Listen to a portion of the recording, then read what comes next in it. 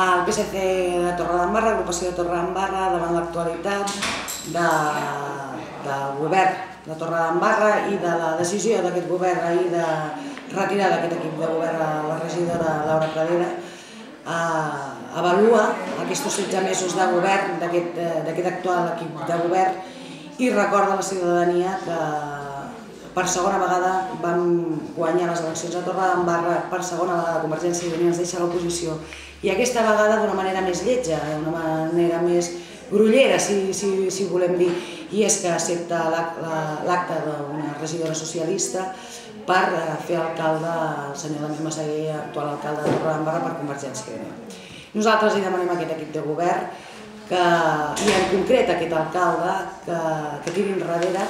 que avaluï la seva gestió de 16 mesos, que sigui sincer i que recordi que la voluntat dels ciutadans de Torredembarra va ser un govern progressista d'esquerres capitanejat pel Partit dels Socialistes de Catalunya a Torredembarra i que també avaluï la seva gestió que no podem dir que hagi sigut el que va prometre. El bé per Torredembarra aquest no ha arribat mai. Ens hem trobat davant d'una crisi forta que sembla que per Torredembarra no passava, s'ha endeutat fins a límits insospitats. Nosaltres vam deixar de la nostra primera part del govern d'aquesta legislatura superàvit. Actualment podem dir que té un nivell de crèdits elevadíssims i per tant aquesta experiència de laboratori que va voler crear llavors dient que ell tenia una fórmula per governar millor Torredembarra, avui podem dir que no ha estat així. Per tant, li demanem que faci un segon pas i que retorni